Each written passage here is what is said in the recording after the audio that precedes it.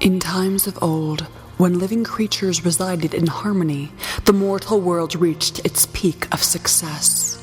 Magic, weaponry, architecture, and other crafts were perfected, and great feats were accomplished, the likes of which would be considered miracles in modern day. All wars were forbidden, as the leaders of the great lands came together to form a utopian society, and the standards of living soared for all citizenry. It was known as the Golden Age. But the wise ones looked ahead and saw disaster. They knew that the peace could not be eternal, for without a common enemy there are those amongst mankind who will always turn against their friends. Thus they called the Serenity Conference. The leaders of the 7 continents congregated in the land of Doria, each bringing with them a scroll that contained their most precious secrets. The oldest of the wise ones, the mage Diatheus, collected and translated these scrolls, naming them the 7 Scrolls of Yun, and with the help of the Serenity Council, the scrolls were magically bound together and named the Book of Veils. Enchantments were placed upon the book so that it could be appropriately applied to every leader's need, and so that it would never fall into the hands of evil. In addition, the cover was bathed in the sacred golden waters of the Lake of Loch Dor. This lake, which emanated from an unknown source, was said to flow straight from the heart of the gods, thus accounting for its inexplicable golden waters. It was said that only the pure of heart could bear the touch of the waters. And indeed, during this time, the majority were pure of heart. The children of Loch Dor were ritualistically sprinkled with the waters at a young age, and when a new king or queen was chosen, or a member of the royal court appointed, he or she would have to pass the test of waters. Those who did not pass the sprinkling were banished, and referred to only as the cursed. The burning of the waters marred their left wrists, a trait said to be passed on even through generations.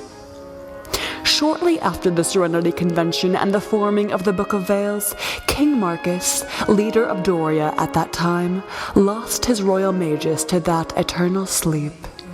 Seeking to appoint a new royal magus, Marcus conducted interviews, tests, and sought the advice of many wise ones throughout the land. In the end, Marcus somewhat surprisingly chose the young candidate Septimus Tristoria. Though the mage had studied magic for over 2 decades, he was still one of the youngest candidates ever chosen. In addition, he was not the most naturally talented of the candidates, nor, in some mages' opinion, the most dedicated, for he had never taken the chastity vow that most serious mages take, and was very happily married with 11 children. However, in King Marcus's opinion, he was the most qualified, and indeed, the golden waters seemed to sparkle upon his skin as he was blessed. Septimus began his career happily. However, a great tragedy soon occurred in his household, resulting in the death of 10 of his children. He immediately resigned from his post as royal mage, and it was said that he became a raving lunatic. It was then that his wife, Enda, along with their only remaining living child, left him. Mysterious deaths in the town began to be blamed upon the mage, and he soon retreated into the woods to emerge only once more. The post of royal mage was next given to the candidate many expected to gain the position in the first place, Soren Kyra. Soren was an older mage, intensely dedicated to his craft. Strangely, however, when the golden waters were poured upon him during the initiation ritual, they singed his skin so badly that his agonizing cries echoed around the valley. Legend has it that the cry can still be discerned when the wind is silent, and one must cover their ears to prevent a curse. The ritual was quickly halted and clerics brought in, but the scar remained. 3 nights later, the figure of Soren was seen roaming around the shores of the lake, performing a strange ritual. According to the townsfolk, Soren managed to magically freeze the lake and began to walk upon it, laughing insanely. No one fully agrees on what happened next.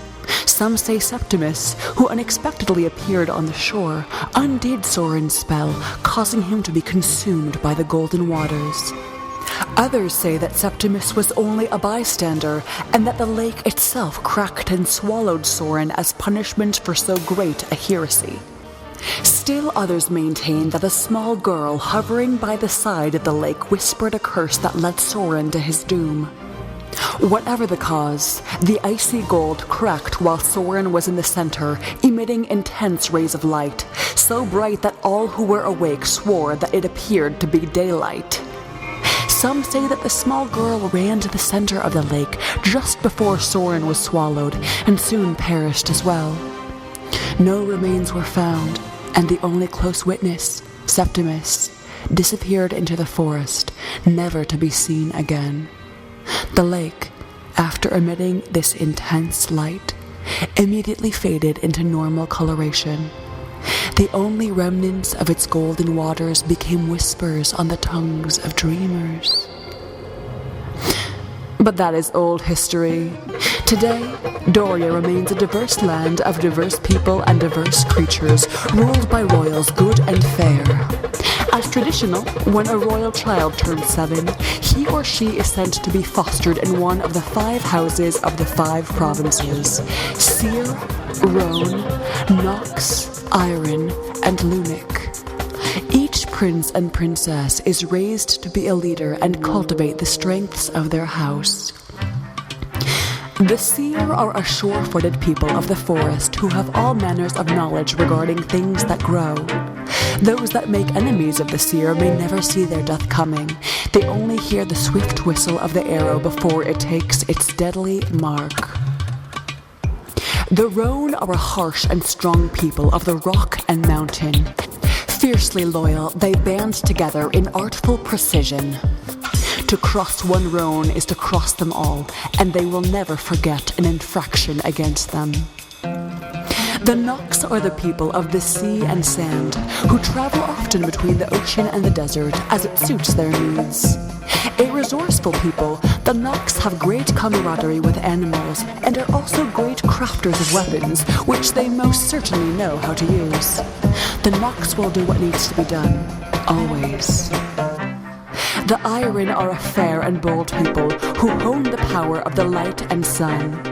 They are strong, clear communicators and diplomats. The fools who may choose a tiff with Iron may find themselves convinced that putting their weapons down is their best option for survival. The Lunic are the people of night and hold wisdom of mysteries only they may know. They are playful and charming, yet they fight with the grace of a flowing stream.